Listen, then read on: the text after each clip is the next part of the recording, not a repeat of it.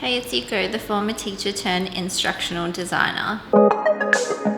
So I thought I would talk about a subject that I've been thinking about for a long time, and I guess it's really been cemented in because I saw that YouTube actually allows creators to make courses now. On the plus side, there is this decentralization of learning, so anyone can teach any subject. And I do believe, honestly, that there are some people who do become experts in certain fields because they read a lot and they learn by doing, and a hobby becomes their obsession, basically.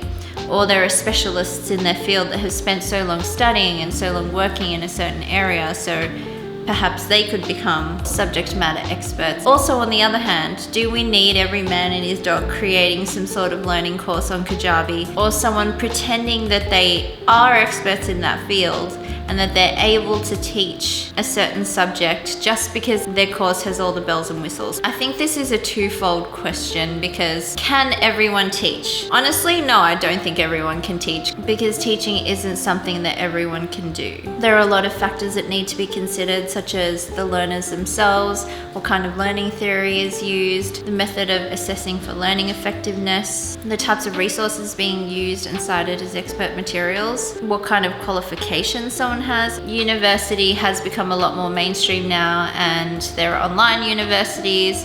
There are so many courses that one could take, and not all of them require a lot of money. When university was once considered something quite elite, it is not anymore. So I don't believe that automatically having a university degree means that you are a specialist in that area, but it does provide some sort of legitimacy. The same goes for accredited institutions. For example, to be a teacher, to be a teacher in Victoria, where I'm from, in Australia, you need to be a part of the Victorian Institute of Teaching. This means you've done an accredited university course. Now they have the LANTI, which is a math and English proficiency test along with this. So you have completed your university degree, which means you've also completed teaching rounds, and a certified teacher has signed off on your practicum. So they've seen you teach, they know that you're capable of planning, classroom management, reporting, assessment, child safety, all of that. Once you finish your university degree, you can get provisional teaching registration, which means you're technically a registered teacher, but you're not a fully registered teacher because you haven't done your VIT grad project. So every VIT teacher needs to come up with some sort of question that they want to assess in their classroom. I did intrinsic versus extrinsic motivation for my VIT project. So in order to get your VIT registration, you have to complete all of these objectives. Further on from that, every year, in order to register as a teacher, you need to fulfill certain obligations. You have to have taught 20 days in a school per academic year. You have to have completed 20 hours of professional development. You have to prove this. You have to show what aspects of the AITSL teaching standards it covers.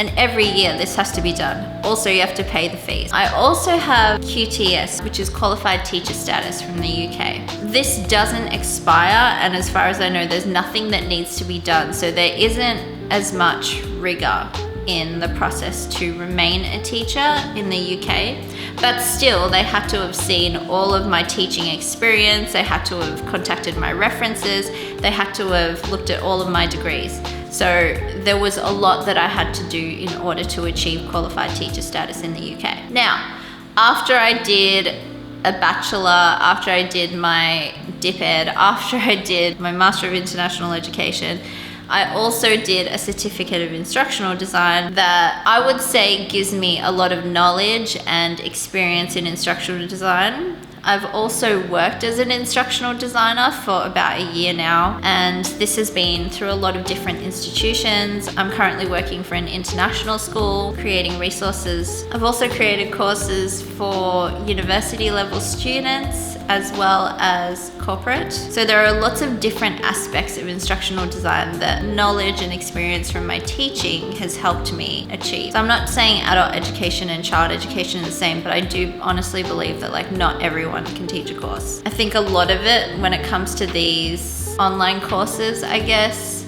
it's all marketing and maybe social media clout that's driving these courses. One of my friends was telling me that she did a furniture designing course, but it was all online, taught by this influencer. That's what I think a lot of courses are now. There's no attention paid to actual learning theory or accessible instructional design. I mean, look, this kind of sounds like a rant, but that's what it is at the moment. So I think one needs to be very careful completing a course, especially if you had to pay money for that course. Check the course's legitimacy and who's teaching it. Perhaps the bigger creators, the bigger content creators can pay a proper instructional designer or learning designer to create the course for them. But I think a lot of people are just doing this on their own. So that's just my 2 cents on course creation as we know it today. So what do you think? Do you agree? Should everybody be able to create courses, or is it something that should be limited to someone with legitimate knowledge and experience? Let me know in the comments. Have you taken any courses that were outside the realm of formal education? How did you find it? Did you learn a lot? Was it effective? Was it useful?